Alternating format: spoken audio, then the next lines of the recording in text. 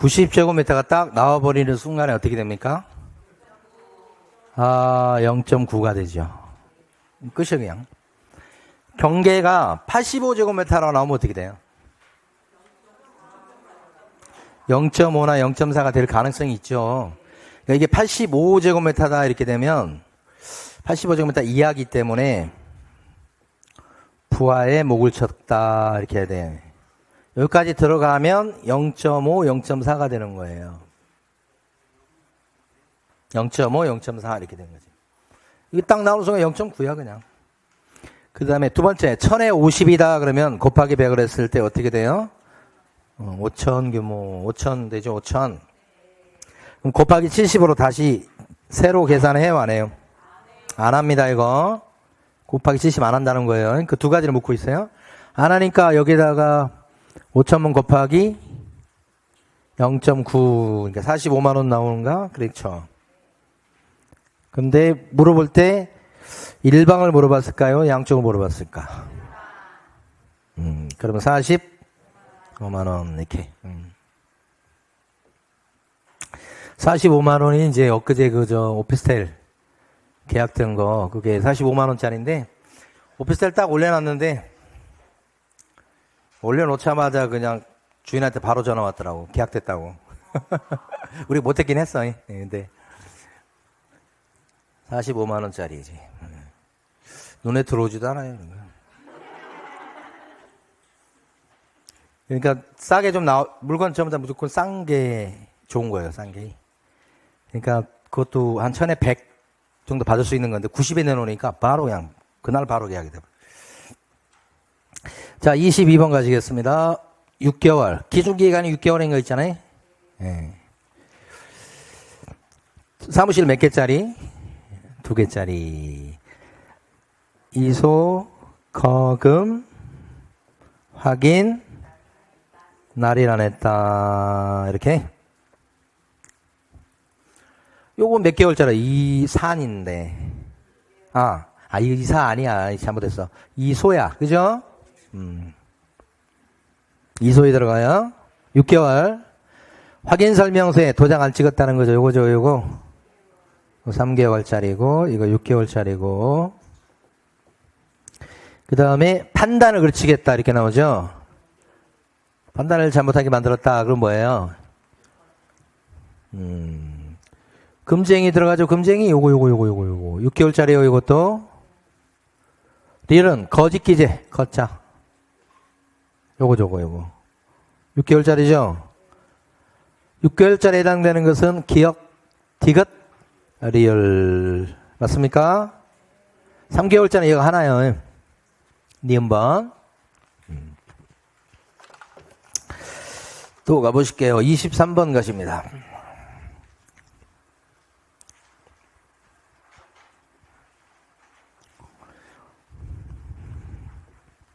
승계. 옳은 거. 폐업 후 등록관청을 바꿔서 다시 등록을 한 때 폐업 전 개업 공인인사의 지위를 승계하지요.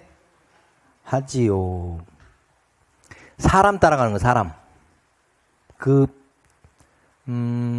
사무실 따라가는 게 아니고 사람을 따라다니는 거라고요. 그래서 사무실 바꿔도 따라다니냐. 자, 2번. 폐업 전 위반 행위로 개공한 업무정지 처분의 효과는 처분일로부터 1년간 승계되죠? 그러면 15개월이 됐을 때는 1년 지났죠? 승계되지 않는다. 자, 등록관청은 2년 6개월간 폐업하고 재등록을 해서 폐업기한이 3년 안 넘었죠? 그러면 이게 폐업 전 한 행위가 업무정지일 때는 이제 끝난 거고 등록 취소일 때는 아직 안 끝났으니까 등록 취소 할 수 있겠죠? 뭐였는지 보니까 등록증 양도했던 거잖아요. 이건 절등치 사유지. 그러니까 등록 취소 남아있는 거예요. 등록 취소 해야 된다까지. 다만 등록 취소가 됐을 때 결격 사유 기간은 좀 줄죠. 많이 줄지. 2년 6개월간 폐업을 했기 때문에 등록 취소는 됩니다만은 결격 사유 기간은 이제 6개월 남았죠. 그렇게 한다고요. 근데 일단 등록 취소는 해야 되는 거예요. 4번. 폐업 전 법인인 개업 공인중개사에게 부과했던 과태료 처분의 효과는 그 처분일로부터 10개월이 된 때 재등록한 대표자 했던 자에게 승계가 된다. 효처일, 10개월이 됐을 때 승계되는 거 맞죠? 근데 주의할 것은 아직 시험에 안 나온 것이기도 한데, 법인이 어떤 그 위반 행위를 저질러서 받은 게 있을 때, 누구한테도 따라다녀요? 대표자로 일했던 사람한테도 따라다니죠? 그거 아직 안 나온 거예요. 누가 업무정지나 등록 취소, 업무정지나 과태료를 과태료나 업무정지를 누가 받은 건데? 법인. 근데 누구한테 따라다녀? 대표자한테도 따라다닌다고 하는 게 한 번도 나온 적이 없어요. 따라다닙니다, 이거. 5번. 재등록한 개공에 대해서 폐업 전 사유로 행정처분을 하는 경우에 폐업 기간은 고려하지만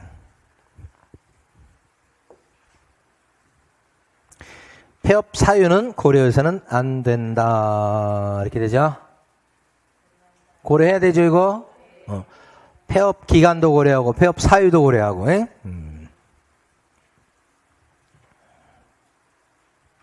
24번 갑니다. 옳은 것은 금융감독원의 원장은 필요한 경우 협회 공제사업에서 조사 또는 검사를 할 수 있다 그랬어요. 금융감독원의 원장은 그렇습니다. 금융감독원의 원장은 필요한 경우에 협회 공제사업에 대해서 조사 또는 검사를 할 수 있다. 조사, 검사할 수 있는 건 맞는데 필요한 경우 요거 아니지. 국장의 요청이 있을 때는 이렇게 하셔야지. 어렵습니다. 1번. 자, 2번. 협회는 공제사업을 하고자 했을 때 공제 규정을 만들어서 금융감독원장의 승인을 얻어야 되겠다. 금감원장의 승인을 받아야 되겠는데요. 이렇게. 어때요? 네, 국토교통부 장관의 승인을 받아야 되겠다. 금감원장이 나오는 건 딱 한 번밖에 없다니까요. 공제사업에 대한 조사검사, 회계검사 이렇게 생각하셔야 돼. 딱 한 번, 그때 딱 한 번 나와. 유일하게. 회계검사. 이거 아니요. 그 다음에 공제 규정에 정하는 책임 준비금의 적립 비율은 공제료 수입액의 100분의 10 이상으로 한다. 최소한 10%다 이 말이요. 이상 해야 돼. 이하 그러면 안 돼요. 지급 여력 비율은 100분의 100 이상이다. 이렇게 하셔야 되고. 창립총회를 개최할 때 특별자치도, 제주도, 강원도 얘기하는 거예요. 여기서는 몇 명 이상의 회원이 참여해야 되겠다? 20명 이상의 회원이 참석해야 되겠다. 창립총회 때. 원래 창립총회 때 이거 숫자 나올 때 처음에 정관 만들 때 얼마 정도 참석해야 돼? 정창인 사람 이름. 요거 300명 이상. 창립총회 때는 600명 이상. 그중에 서울 출신은 100 이상. 광역시도 출신은 20명 이상. 이렇게 된 거죠. 요게 맞네. 5번. 협회는 매년 회계년도가 종료한 때부터 3개월 안에 공제사업의 운용 실적을 일간신문에 공시하거나 협회 인터넷 홈페이지에다가 게시해야 되겠다. 3개월 내 공시해야 된다. 이건 아시죠? 3개월 내 공시한다. 근데 여기서 공시하거나 홈피에 게시해야 된다. 하거나가 아니고 뭐예요? 공시도 하고 게시도 하고 둘 다 해야 되지? 공시도 하고 홈피에 걸어두기도 하고 공시도 하고 게시도 하고. 더럽게 어려운 거예요, 이것도. 어려워도 조금 더럽죠, 좀. 아니, 우리 이제 엊그제 어디 갔어? 25만 원 차례죠? 갑자기 저희 안 사람한테 뭐 이렇게 강아지 사진이 온 거예요. 그래가지고 강아지 사진을 왜 나한테 보내지 그랬더니 강아지를 한 마리 샀다는 거예요. 비숑이라고 그래. 뭐라고 그래, 그거? 비숑이라고 그래요? 프랑스 놈 같은데? 수컷을 했는데, 비숑인가 뭐 그러더라고요. 이름, 많이 본 그 강아지, 흔한 강아지, 그거. 근데, 뭐, 비숑? 뭐 그래가지고. 근데 그거 샀다는 거야, 그거. 와, 그래가지고. 그것도 좀 비싸더라고요. 그래서 참. 근데 그놈이 와가지고 이제 3개월짜리 온 거예요. 3개월짜리야. 그래가지고 막 미끌미끌 해가지고 막 넘어져가지고 막 뼈 부러질 것 같고 막 그런 놈이 막 돌아다니고 있어, 집에. 미끄러지 말라고 또 막 이게 뭐예요, 이거 뭐 패드 같은 거 깔아주고 막. 그러고 있어, 지금. 근데 식구가 한 명 들어오니까 작은 놈이 너무 행복하대요. 작은 놈이 자퇴 안 한 기념으로 사달라고 그랬대. 그래서 엄마가 사준 거야. 옛날부터 사달라고 그랬었는데 안 된다고 그랬었거든. 근데 이제 그랬더니 그 조그만 놈이 들어오는 순간부터 아침마다 전부 다 누가 더 일찍 일어난 소리가 없어도 일찍 일어나가지고 그 앞에 가서 그렇게 되더라고요. 예. 그리고 아침에 나올 때 제가 아빠 갔다 올게 이러고 그 말이 그냥 절로 나오더라고. 그래서 낑낑대면서 또 어쨌든 옳은 것은 했습니다. 하나의 사건에 대해서 2명 이상이 공동으로 신고했다. 그럼 뭐가 나와야 돼? 뒤에가 균등하게 배분하는 거죠. 균등. 원래 이렇게 나오는 거예요. 근데 공동으로 신고해도 1인당 50씩 준다. 이게 나라 망해 이러다가. 그래서 포상금은 한 건당 50이야. 공동으로 하든 단독으로 하든 간에 한 건당 50이라고요. 2번. 기소유예 결정이 있을 때 포상금 주는 거 맞죠? 이거 정답. 원래는 이제 공소제기 또는 기소유예죠. 둘 중에 하나만 있으면 주는 거니까. 주는 거 맞죠? 자, 국토교통부 장관은 거짓이나 그 밖에 부정한 방법으로 사무소에 개설 등록을 한 자를 신고한 사람에 대해서는 포상금을 주는 거죠? 건당 50이죠? 누가 줘요? 누가 줄까? 등록관청이 준다. 이렇게 얘기해요. 이렇게. 국장이 주는 게 아니고.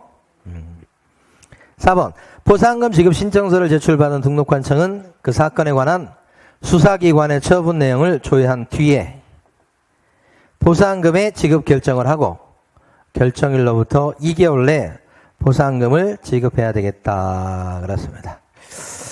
2개월 이내가 아니고 지금 중개사법이죠. 중개사법. 이것은 2개월이 아니고 뭐예요?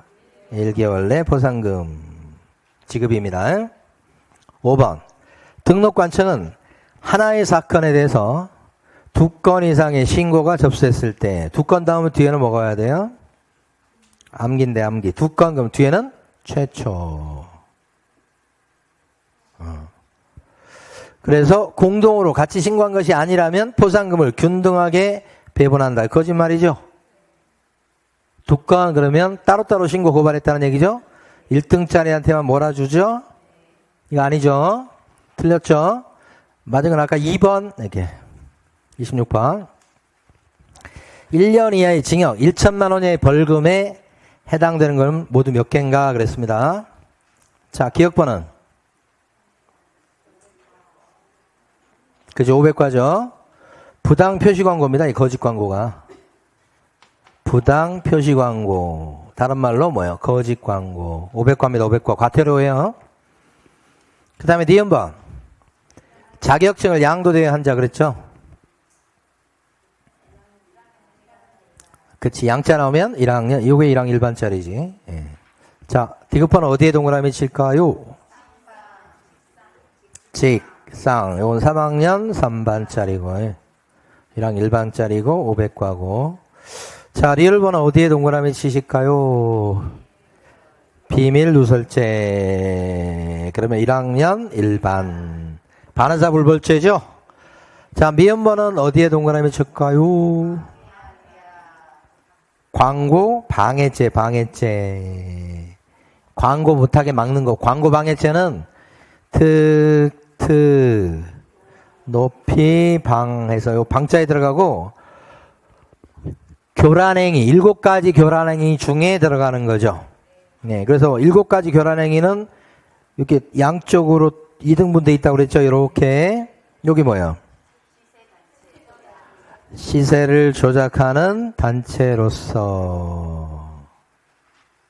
단체까지 시세 조작은 이제 가격 조작이고 단체는요. 실제 이제 그 맘카페 아니고 무슨 가치를 뭐 추구하는 모임인가? 그거 보면 이거 여기잖아 여기. 아니에요? 이쪽이지. 이쪽이지. 여기가 분녀회 쪽이라고 말씀드렸죠. 요새 분녀회는 없고 사실은 여기들은 온건하고 잘 모르고 맘카페 또는 카톡방이야. 거기서. 그래서 특정 부동산 가지 맙시다. 특정 부동산에만 내놓읍시다. 높게 광고해 주세요. 막 하는 거. 그러니까 여기 안 걸리려고 노력하는 거예요. 얼마 이하로는 팔지 맙시다. 광고 못 올리게 하는 거예요. 사실 여기 들어가요. 엄밀하게 그런 사람들 얘기해 보면. 광고 했더니 허위 매물을 신고했잖아. 근데 허위 매물을 신고했는데 그게 허위 아니라는 게 밝혀졌잖아. 그러면 그 신고한 사람은 어떤 불이익을 줘야 될 거 아니에요. 우리는 그 광고도 못하게 됐고 그 조사받는 동안에 일도 못하게 됐고 손님 제일 큰 것은 손님분한테 신뢰를 잃었단 말이에요. 근데 우리는 그렇게 손해를 보는데 그 신고한 사람은 손해를 입어요? 어떤 불이익이 있냐고 그랬더니 다시는 신고 못하게 하겠다는 거예요. 신고 차단이래. 그러면 다른 번호 갖고 신고하는데 이제는? 그러니까 그건 형평성이 본인들도 그래. 너무 안 맞다고. 너무 손방망이라고. 지금은 다 그런 거예요. 그런 거. 이쪽에 이쪽. 우리 중개업소에서 담합하는 게 아니고 우리가 담합할 이유가 뭐가 있어요. 늘상 경쟁 관계에 있는데 지금. 그러니까 방해죄. 이것도 3학년 3반이에요. 예. 지금 오전부터 계속 막 여러 부동산에서 전화 오는 게 광고 낸 것 거의 최저가 매물이 하나 있어요. 그것 때문에 여러 군데 막 전화가 오잖아. 그래서 받았습니다 이렇게 하는데 그 중에는 이제 좀 우호적인 부동산도 있고 제가 꼴 보기 싫어하는 부동산도 있어. 근데 물건 찰 때만 막 뭐라고 했다가 나중에 가서는 뭐 딱 그런 게 딱 있어. 하여간 선호도가 있어 할 때. 한 4군데가 전화 왔는데 여기는 좀 별로야. 그다음에 3군데는 오케이 이렇게. 그 나중에 해보시면 그런 친소관계가 있게 된다고. 거기에 따라서 같이 하기도 하고 안 하기도 하고 그런 건 있지. 답은 몇 번이요? 1항 1반이니까 여기서 니은 번하고 리을 번하고 2개죠? 요거죠 답이. 자 27번 가시겠습니다. 요것도 똑같은 거네. 자 1번은 어디가 딱 마음에 드셔요? 어디를 동그라미 칠까? 요게 무등록이죠? 3학년 3반이죠? 틀렸네 여기. 자 2번은 뭐 똑같고 쉽네. 그치.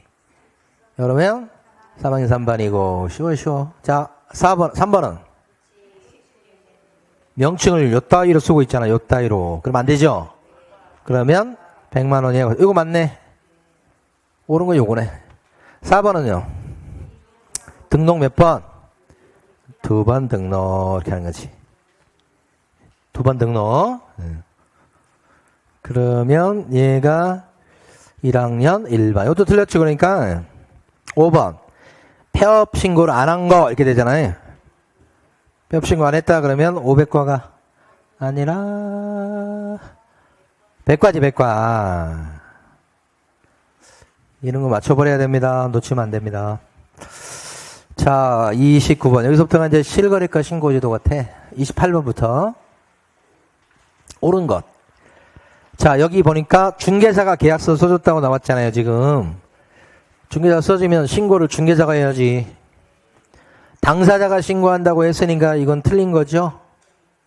이건 30일에 신고하는 건 맞는데 여기가 틀린 거죠. 자 2번. 소공은 제출 등 해줄 수 있지요.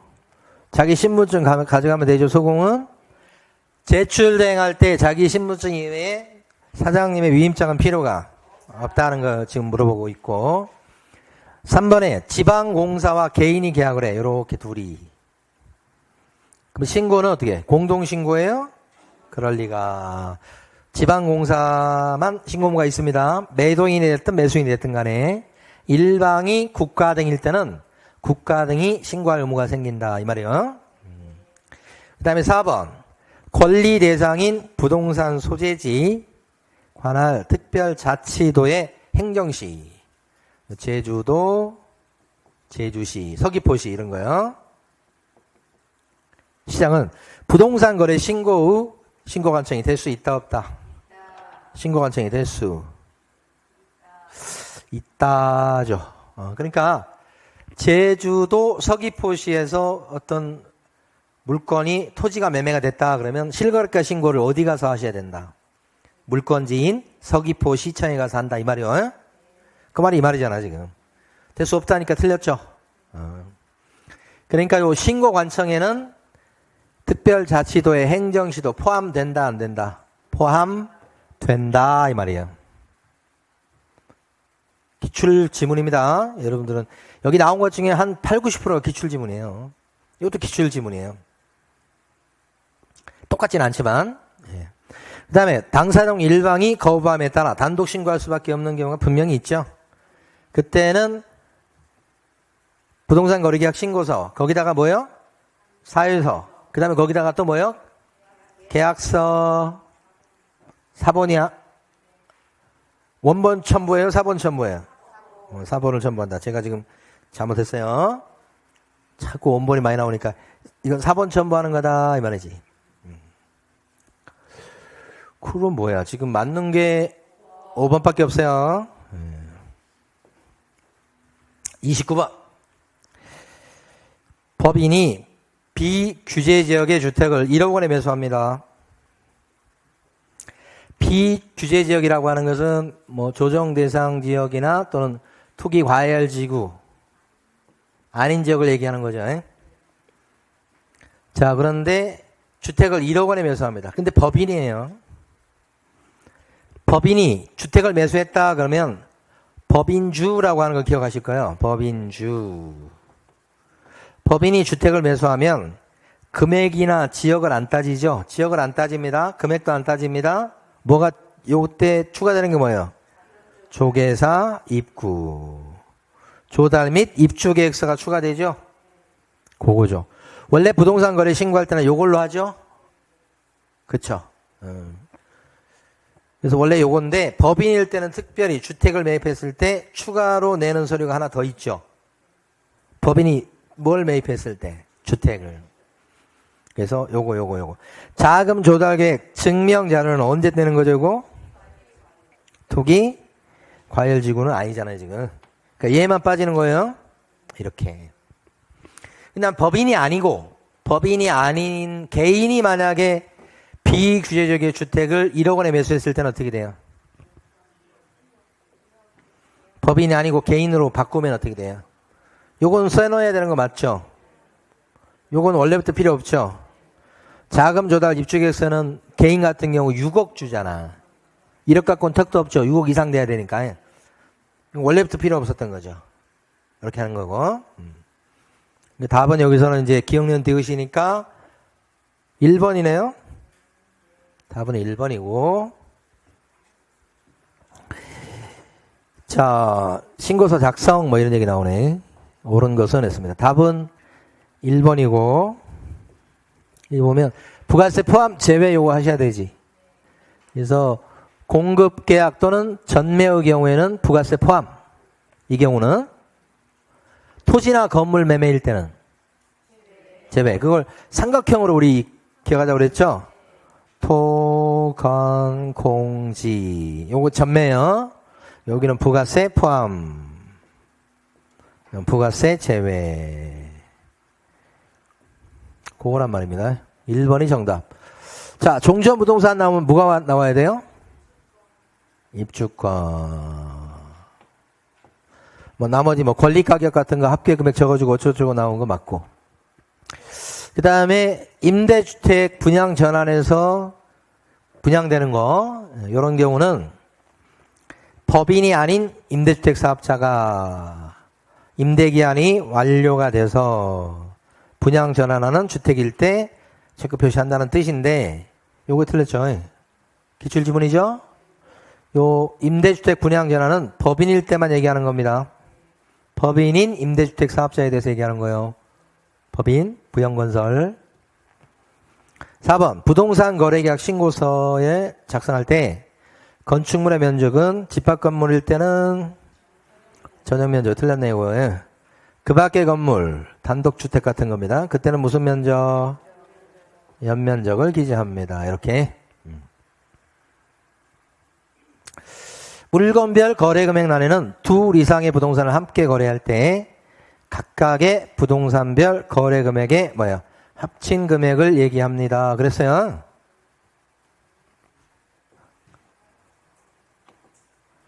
물건별 거래금액란에는 둘 이상의 부동산을 함께 거래할 때 물건별이라고 되어 있죠. 각각의 부동산별 거래금액의 합계금액을 적습니다. 합치면 안 되지. 합계금액을 적는 건 무슨 금액 적어줄 때 그렇죠? 총 실제 거래 금액일 때 그렇게 되는 거예요. 그러니까 물건별 나왔을 때 합계란 말이 나오면 안 됩니다. 둘이 맞지가 않는 표현이에요. 네, 5번도 틀렸죠? 그럼 정답은 몇 번이요? 아까 1번이었어요. 30번, 31번 갑니다. 이제 요것은 그거네. 외국인 특례. 옳은 거 보라고 그랬습니다. 야생생물 특별보호구역 이렇게 나오네요. 허가받는 땅이죠. 오케이. 만약에 허가 없이 계약을 했다 그러면 계약은 어떻게 해요? 무효죠, 무효. 자, 2번. 신고, 어려워요, 2번. 신고 내용을 제출받은 시도의사는 매월 1회 우리 시도의사가 국장한테 관련 자료를 제출한다. 맞습니까? 틀립니까? 아직 이렇게 나온 적이 없어요. 맞아요? 틀려요? 네, 틀려요?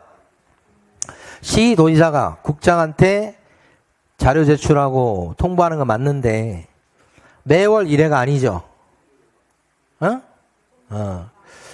신고 관청으로부터 제출받은 때부터 1개월 이내죠. 매월 1회가 아니고 한 달 이내. 그런데 신고 관청은 시도의사한테 관련 자료를 제출하죠. 누구한테? 시도지사한테. 이때는 언제까지 제출합니까? 시도의사한테는? 분기 종료일로부터. 언제까지요? 1개월 이내. 요거 1개월 이내입니다. 그래서 3달에 한 번씩 제출하는 거예요. 3달에 한 번씩. 그럼 제출받은 시도의사는 그 다음에 국장한테 또 제출하죠? 제출받은 때부터 1개월 내 또 제출해서 올려주게 돼 있죠? 이것도 뭐예요? 결국은 3달에 한 번씩 올라가는 거예요, 자료가. 매월 1회가 아니고. 매월 1회 제출하는 건 뭐예요? 실거래가 신고. 실거래가 신고 들어와서 신고필증을 주거나 막 이랬을 때 있죠? 그때는 우리 신고관청이 시도의사한테 한 달에 한 번씩 보고하고, 그럼 시도의사는 또 취합을 해서 그 다음에 또 누구한테 한 달에 한 번씩 국장한테 보고하고 그러죠? 매월 1회 하는 건 뭐예요? 실거래가 신고예요. 근데 여기서 3달에 한 번씩 제출하고 통보하는 것은 외국인 특례란 말이에요. 그죠? 그 3달에 한 번씩을 어떻게 표현해요? 제출받은 때부터 1개월 이내. 분기 종료일로부터 1개월 이내. 제출받은 때부터 1개월 이내. 이렇게 표현하니까 두 개를 바꿔놓으면 그 두 개를 구별을 못할 수험생이 전국에 95%다. 출제된 적이 아직 없다. 출제되기만 하면 많이 틀릴 거다. 꼭 맞추고 돌아오시기를 바랍니다. 3번에서는 지금 보니까 뭐 문화재 얘기 나오죠? 지금 문화재? 아닌가? 그렇죠. 문화유산 뭐 쭉 나오죠? 이때 토지거래 허가 구역과 문화재 보호구역이 겹친단 말이야. 그럼 토지거래 허가도 받고 요 문화재 보호구역이 들어가니까 외국인은 또 외국인 특례에 따른 또 허가를 또 받습니까? 아니잖아. 모두 받아야 되나? 틀렸죠? 토지거래 허가를 받았을 때는 외국인 특례에 따른 취득 허가는 받을 필요가 없다. 이렇게 하는 거지. 근데 동시에 외국인 특례에 따른 취득 허가를 받았다고 한다 치면 토지거래 허가를 면제시켜 주죠? 이거 출제가 요게 됐었죠? 기출문제는. 그러니까 이건 엎치락 뒤치락이 둘 중에 먼저라도 뭐 해버리면 필요 없어? 두 개는요. 그러니까 모두 받는 게 틀렸지. 4번 외국인이 토지를 매수하는 계약을 체결하면 계약일로부터 60일 내에 신고해야 되겠다. 60일이요? 며칠이요? 외국인 특례는 계약일 때 60일인데 매매기 때문에 부동산 실거래가 신고 제도가 먼저 적용돼서 무조건 며칠이야? 30일이지. 그 다음에 5번은 군사 관련된 지역이죠? 그러면 심사기간 며칠? 오, 맞지. 이거 맞아요, 그죠? 30일 내 허가 또는 불허가 처분이니까. 정답 몇 번? 5번. 군사와 관련된 지역만 30일이죠? 뭐 야생생물 특별보호구역이나 뭐 문화재 관련된 천연기념물 뭐 이런 것들은 전부 다 15일. 32번요. 틀린 것은 그렇습니다. 허가관청은 선매 대상 토지에 대해서 토지거래허가 신청이 있는 경우 신청이 있는 날로부터 1개월 안에 선매자를 정해서 토지 소유자에게 알려야 되겠다. 이렇게. 어때요? 토지 소유자에게 알려야 되겠다. 그러니까 여기 보면 허가관청은 허가 신청이 딱 들어오면 그때부터 1개월 내 선매자 지정이잖아요.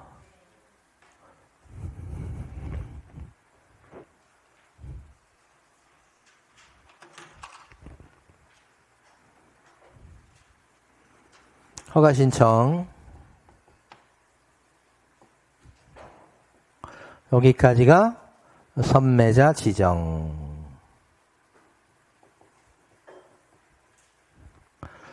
허가 신청이 들어온 때부터 1개월 안에 선매자를 정하시고 도로공사 이런 식으로 정해지면 그때부터 또 1개월 안에 뭐 하셔야 돼? 선매 협의를 끝내야 되지. 끝냈다는 증거가 뭐예요? 조서를 만든다. 이렇게. 요거 지금 지문이 요거죠, 요거. 자, 근데 출제 가능성이 높은 게 허가 신청이 있을 때는 며칠 안에 허가 또는 불허가 처분한다. 요거 15일이에요. 아니면 선매협의 통지하는 것도 15일이죠. 선매자가 정해지면 선매 협상은 언제까지 개시해야 되겠다? 선매협의 개시는 15일 내 협의 개시예요. 협의 개시. 선매 협의 개시라고. 이렇게. 제일 중요한 건 요거예요. 요거. 30일이 아니고 개시는 15일. 완료는 30일. 한 달 참. 완료는 한 달. 개시는 15일. 이렇게. 그래서 요 기간을 알아두시고.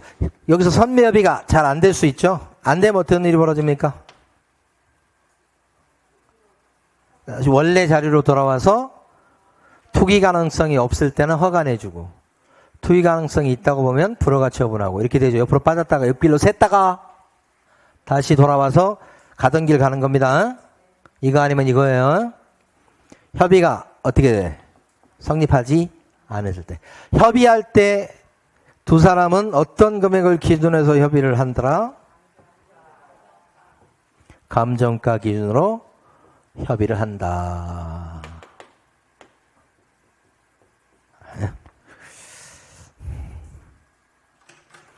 요건 1개월 내 토지 소유자한테 알린다는 건 선매자 지정 얘기하는 거 지정. 자, 2번. 허가 신청이 있는 토지 중에서 토지거래 계약 허가를 받아 취득한 토지를 이용 목적대로 이용하지 않고 있는 땅은 목적대로 안 쓰고 있는 땅은 선매협의 대상이 될 수가 있다. 선매협의 대상이 되는 땅은 두 가지 땅이 있죠. 이것처럼 목적대로 이용하지 않고 있는 땅하고 공익사업용 토지 일대하고 두 가지 경우는 선매 대상이 되는 거지요. 오케이. 자, 그 다음에 3번. 선매자로 지정된 자는 지정 통지 받은 때부터 15일 안에 매수 가격 등 선매 조건을 기재한 서면을 토지 소유자에게 통지해서 선매 협의를 해야 되겠다. OX.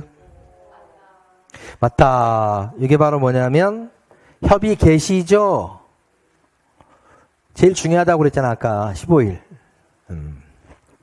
선매자는 지정 통지 받은 때부터 한 달 안에 선매 협의를 끝내서 조서를 만들어서 관청에 내야 되겠다. 그죠? 협의 완료는 뭐예요? 1개월 내. 그죠? 5번. 허가관청은 선매 협의가 이루어지지 아니한 경우는 허가 처분을 하고 지체 없이 이게 뭐야?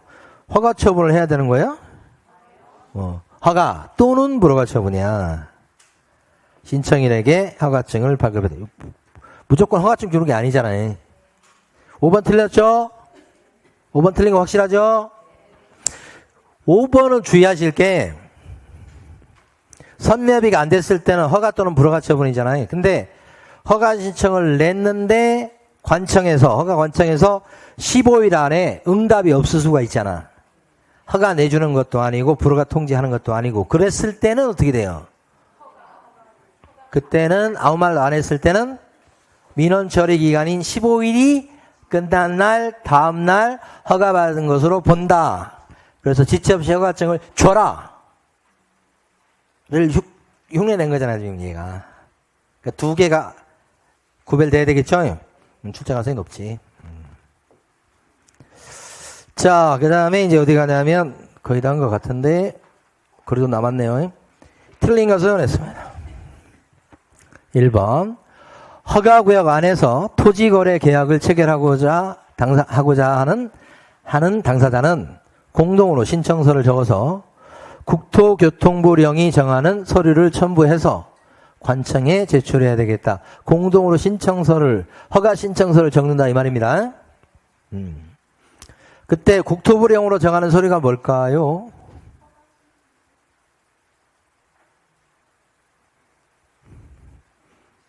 조계사 입구라고요, 이것도. 조가 뭐예요?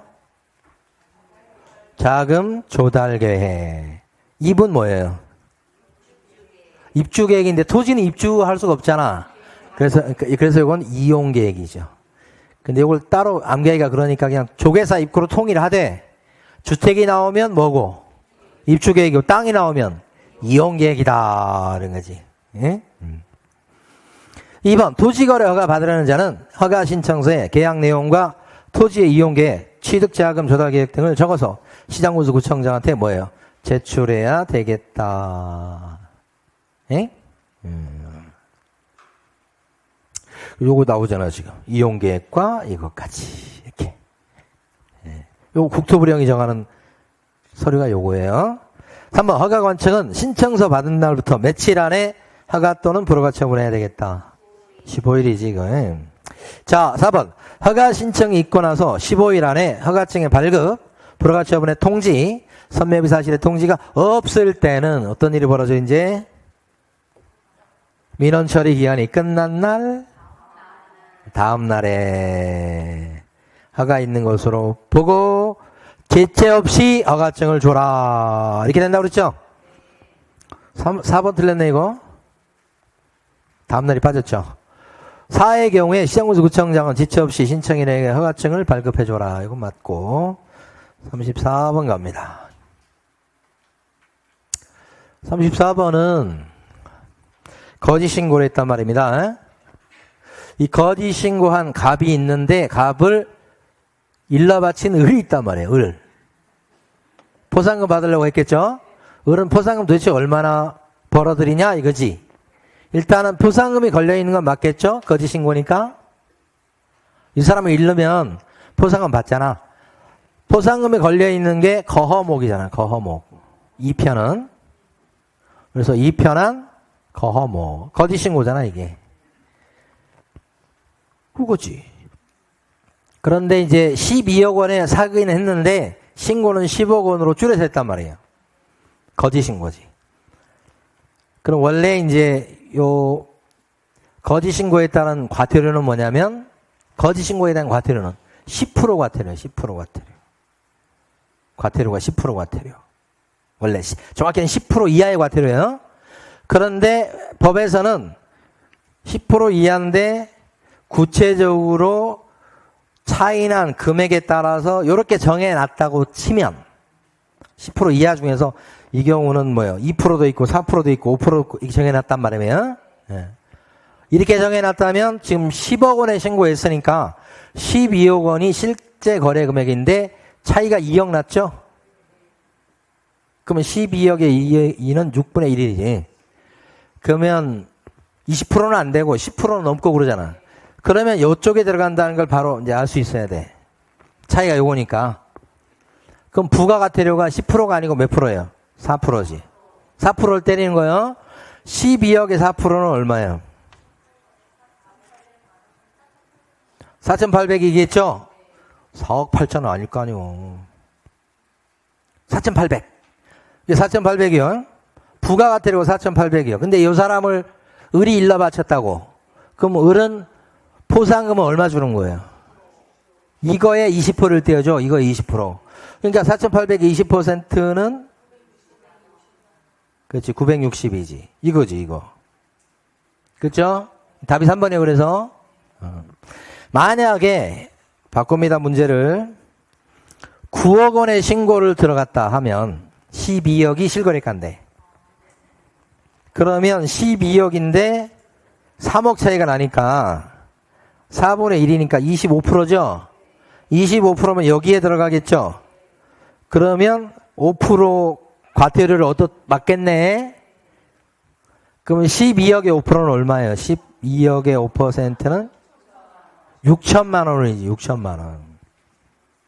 6천만 원인데, 과태료는 그렇고, 신고한 사람 받는 포상금은 거기에 20% 떼어주죠? 그러면 1,200만 원이다. 라고 일단 됐다가, 1,000만 원을 넘을 수 없는 것이 되기 때문에 이걸로 되죠. 어? 오케이. 자, 그 다음에 이제 35번. 농지취득 자격증명 발급 절차에 대한 설명 중 틀린 것은 했습니다. 자, 농지를 취득하는, 이제 농지법 박사가 됐다는 소문이 있어, 지금 여러분들이. 가만히 사무실에 있는데 어디서 막 소리가 들려. 박사학위를 받으셨다는. 자, 농지를 취득하려는 자는 농지 소재지를 관할하는 시장, 구청장, 읍장면장에게서 농지증을 발급받아야 되겠다. 맞다. 그죠? 군수 나오면 안 돼. 사또 나오면 안 된다고 그랬어요. 사또는 농사를 짓는지 안 짓는지 관심도 없어. 세금이 얼마나 나오냐 이게 관심 있지. 자, 농지취득 자격증명을 발급받으려는 자는 농업교육계획서 내야 되는 거 맞죠? 이게 원칙이죠. 주말 농장 같은 경우는 주말체험 영농계획서를 갖다가 작성해서 농림축산식품부령으로 정하는 서류를 첨부해서 농지 소재지 관할 시구면장에 발급 신청을 해야 되겠다. 원칙은 농사 짓는 계획서를 내는 게 맞죠? 어떤 분이 경매 받아달라고 이제 그걸 부탁을 했는데 지금 막 정신이 없어갖고 지금 그거 신경도 못 쓰고 앉아있네. 농지를 받아달라고 하던데. 자, 3번. 농업진흥지역 밖의 농지 중 최상단부터 최하단부까지 평균 경사율이 15% 이상이라는 거지. 약간 경사가 심하다는 거죠. 15% 이상. 이걸 뭐라고 부르면 실무적으로 부를 때 영농. 이거 들어보셨나 모르겠네. 여건. 박사학위 받으셨는데 분리농지라고 들어보셨어요? 영농하기에 알맞지 않는 농지. 영농, 여건, 분리농지라고 그래요. 줄여서 15도 생각하시면 되고. 보통 이제 15도 기준 해가지고 한 25도 사이로 많이 정하는데 경사도가 그 정도 해버리면 개발행위 자체도 잘 안 될 수 있어요. 그러니까 15도 이하가 되는 게 개발행위도 좋아. 이때 대통령이 정하는 소유하는 경우에 농업교육계획서를 갖다가 제출하지 않아도 된다. 맞거든요. 농업교육계획서를 안 내도 되는 대표적인 경우 뭐가 있을까요? 원래 내야 되는 게 원칙이잖아. 예? 안 내도 되는 대표적인 거.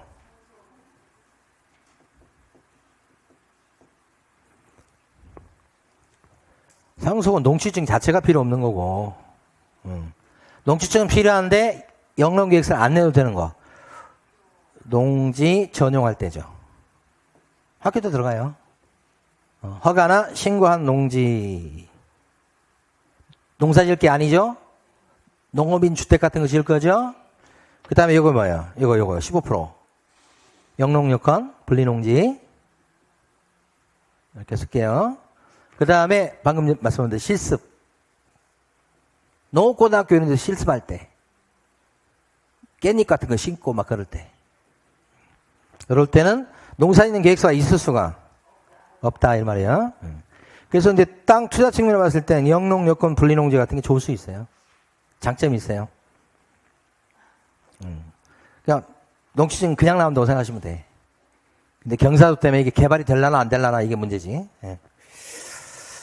개발만 가능하다면 뭐 좋을 수 있죠. 4번 시군면장은 농지 투기가 성행하거나 성행할 우려가 있는 지역의 농지를 취득하려는 자 등인 농림축산식품부령으로 정하는 자가 농지 취득자격 증명 발급을 신청했을 때 농지위원회 심의를 거쳐야 되겠다. 그랬죠?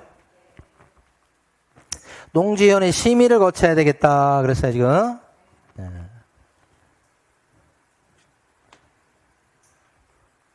이게 투기 여기에 관심을 가져야 돼. 농지인데 투기 목적이다 그랬을 때 농지위원회 심의를 거치게 되고 요때는 밑에 나온 거 연결돼요. 심사기간이 며칠이요? 14일로 늘어나요. 그러니까 이런 경우에 대표적인 건 뭐가 있냐면 외지인이라고 얘기하죠. 서울 사람이 예를 들어 천안 근처에 땅을 취득한다 이런 거. 보통 20km가 넘어가잖아 이렇게. 그때는 투기 목적이라고 일반적으로 봐서 농지위원회 심의를 거치게 돼 있답니다. 외지인은.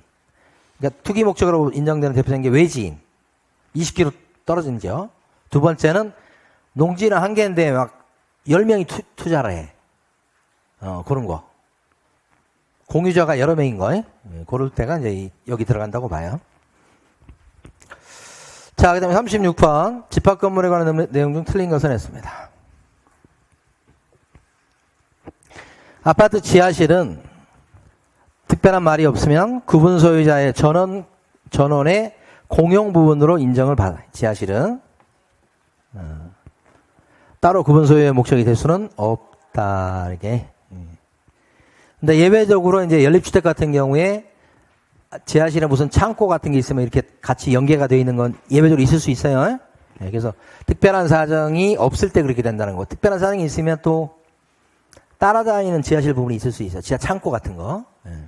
그 다음에 전유 부분이 주거 용도로 분양됐을 때는 구분 소유자는 정당한 사유 없이 그 부분을 주거 외 용도로 사용해서는 안 된다. 아파트를 갖다가 분양받은 사람이 거기서 점집을 하고 앉아있으면 안 되겠죠? 주거 외 용도로 쓰면 안 된다는 거예요, 그게. 근데 가끔씩 보면 아파트인데 막 밖에 깃발 같은 거 내걸린 거 있죠? 무섭게. 그렇게 세를 놔서도 안 되고, 그럴 줄은 모르고 세를 놓은 경우가 가끔 있어. 세를 놨는데 나중에 뭐 지나다 딱 보니까 막 거기에 뭐 장군 모살 써져 있고 뭐 이런 경우지. 뭐 빨리 나가라고 막 얘기하죠. 근데 안 나가버려. 버텨. 골치 아프지 그러면. 주변 사람들 원성도 사고.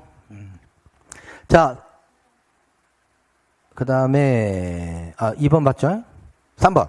구분 소유자는 구조상 구분 소유자 전원의 공용에 제공된 건물 부분에 대한 공유 지분을 그가 가지는 전유 부분과 분리하여 처분할 수가 없다. 무슨 부분을? 구조상 공용 부분이지. 그죠? 규약상 공용 부분이 있고 구조상 공용 부분, 복도, 계단 같은 거 얘기하는 거죠. 그건 절대 분리해서 처분할 수가. 얘하고 4번하고 다른 거예요. 4번은 뭐냐? 규약이 문제가 아니고 4번은 대지 사용권하고 전유 부분이야. 어디 갔어?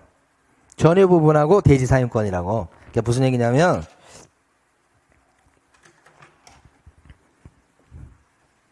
이게 이제 전유 부분이야. 그 다음에 여기 복도야, 복도. 공용 부분. 구조상 공용 부분이야. 그 다음에 이거에 대지 지분이 있을 거 아니야. 대지 사용권. 소유권이 대부분이죠. 다른 얘기로 하면 대지 지분이지. 그래서 요 두 개 관계는 어떻게 해요? 무조건 따라 같이 움직이는 거예요. 복도에 공용 지분만 팔 수 없잖아. 복도는 안 팔고 이것만 팔 수 없잖아. 그럼 어떻게 복도를 걸어 다닐 거예요? 무조건 이건 뭐 규약으로도 다르게 정할 수 없어. 여기는 찰떡같이 딱 붙어 있어야 돼, 두 개는. 무조건 한 몸에 한 몸. 여기는 이것도 한 몸이야. 그죠? 근데 가끔씩 어떻게 해요? 규약으로 정하는 바에 따라서 따로 움직일 수도 있다는 거지. 두 개 차이가 있잖아요? 그래서 제가 이제 밤새도록 생각해 보니까 여기가 엄마라고 치면 여긴 자식이야. 아들이라고. 이건 누굴 것 같아? 남편이지. 일심동체긴 해. 근데 한번 끈 떨어지면 끈다는 거야. 요때요 남편은 끈이 딱 떨어지는 순간에 낙동강 오리알이다.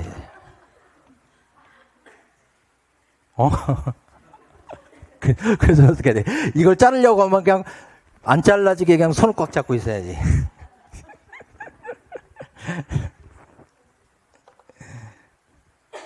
그렇다고.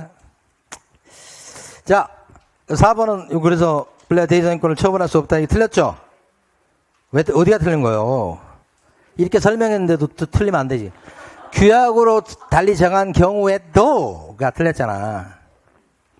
이혼하면 끝장이야, 그냥. 자식하고는 헤어질 수가 없어. 끈을 못 떼. 남편하고는 뗄 수 있단 말이에요. 어?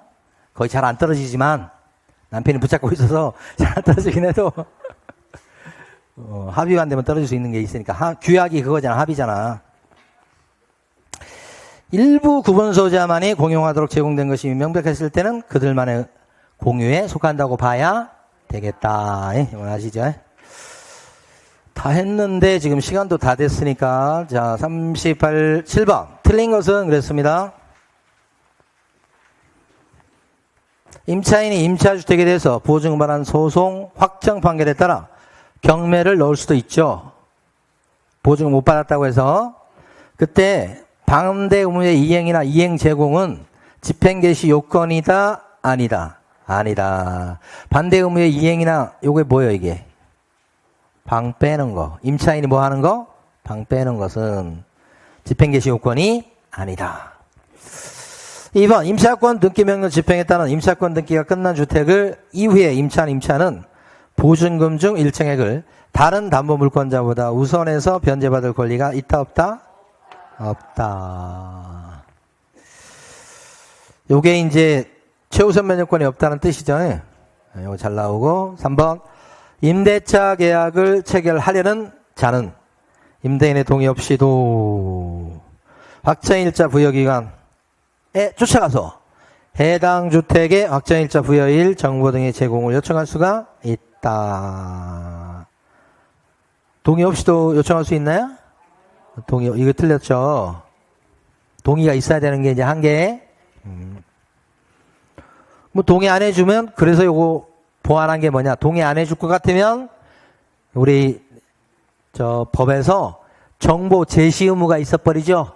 두 가지 정보, 체납 정보하고 확정일자 부여 정보 두 가지를 제시해라. 그걸 만든 거지. 그 주택임대차 보호법에 만들어 놓은 거예요, 그게. 그죠? 그리고 중개사법은 그런 의무가 있다는 걸 어떻게 설명해줘라 이렇게 된 거고, 중개사법은 주택임대차 보호법에는 두 가지 정보 제시 의무가 있다는 걸 예외적으로 만든 거고, 그거 만들기 전까지는 동의가 있어야 볼 수 있어서 동의 안 해줄 거죠, 보통. 그래서 그 의무를 만든 거예요. 자, 그 다음에 감액 청구는 20분의 1 넘을 수 있죠. 오케이. 감액이라는 거 조심하셔야 돼요. 증액은 안 되지만은. 5번. 최우선 면접권 얘기죠. 배당 요구를 해야, 소액임차인도 배당 요구해야 배당 타죠? 가만히 있으면 배당을 받아주는 게 아니고, 오케이. 38번. 기출문제입니다. 그대로. 보증금 10억이야. 근데 여기 뭐야? 서울에 있고, 10억짜리인데 주택이에요, 상가예요? 상가다. 서울에 있고, 이렇게. 서울이지만 10억은 뭐예요? 초과 보증금이죠? 1년 계약했죠? 사업자 등록도 했고, 점포를 차지하고 있기도 하고 그래요, 뭐. 확정일자도 받아놨고 그러네. 자, 을은 틀린 거 고르라고 그랬습니다. 사업자 등록이 지금 3월 10일 날 됐으니까, 대항력은 3월 11일 날 대항력을 취득한다. 맞죠? 초과 보증금 할 때도 인정되는 게, 초보가 세표 차로 대권을 갱신했다. 요건 적용되는 거니까 요거 대항력은 인정됩니다. 대신 다음 날입니다. 3월 10일 그러면 안 돼요. 20년 3월 13일 보증금에 대한 우선 면접권을 취득한다 그랬습니다. 이 우선 면접권, 보증금에 대한 우선 면접권은 확정일자 받아놨어 지금 이때. 그렇지만 우선 면접권은 여기 없죠? 인정될 수가 없어 2번. 답이 2번이고. 병은 을이 임대차 기간 만료되기 6개월 전부터 1개월 전까지 갱신을 요구할 때 정당한 사유 없이 거절하지는 못한다 그렇습니다. 갱신 요구는 언제까지 하셔야 돼? 6개월 전부터 1개월 전. 상가니까 주택은 6개월 전부터 2개월 전. 특별한 거 없으면 거절하지는 못한다. 근데 요거 갱신 요구권 여기 들어가죠, 요거요? 그래서 초과 보증금 일치라도 갱신 요건 인정. 전부 다 갱신 요건입니다. 밑에 건. 4번. 을의 갱신 요구권은 최초의 임대차 기간을 포함해서 전체 임대차 기간이 10년을 넘지 않는 범위 내에서 행사할 수 있다 그랬습니다. 상가에서는 최장 10년이죠. 주택은요? 기간 제한, 기간이 따라붙는 게 아니고 횟수. 한 번.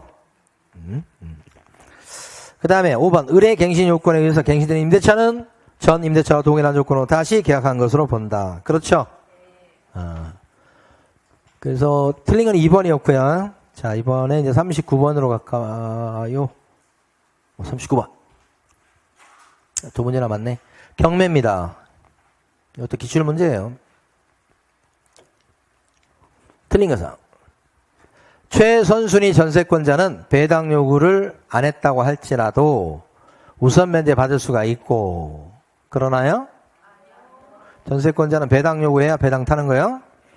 벌써 틀렸어요? 전세권은 매각으로 어떻게 소멸 한다. 배당 요구했을 때 소멸하는 거예요.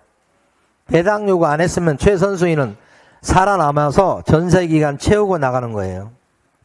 대항력이 있기 때문에. 그래서 요거 받을 수 있다는 게 틀렸고, 배당 요구해야 돼요. 경매 개시 결정 기입 등기 전에, 경매 등기입니다. 유치권을 취득한 자는, 경매에 넘어가기 전에 유치권을 취득한 자는, 점유를 시작한 자는, 이 뜻이에요. 경매 절차에 낙찰할 자 매수인에게 자기의 유치권으로 얼마든지 대항할 수가 있다. 3번 전세권, 등기된 임차권은 저당, 암유채권, 가압류채권에 대항할 수 없는 경우에도, 이 말이 이게 말소 기준이에요. 요게 기준. 근데 얘네들이 어떻게 대항할 수 없다는 얘기는 얘한테 밀린다는 거지. 대항할 수 없으면 없어 이렇게 돼 있죠. 그러면 뭐예요? 소멸이야. 대항할 수 없으면 죽은다 이 말이지. 진짜 그 미국도 보니까 그 트럼프라는 그 좀 이상한 놈이 나타나갖고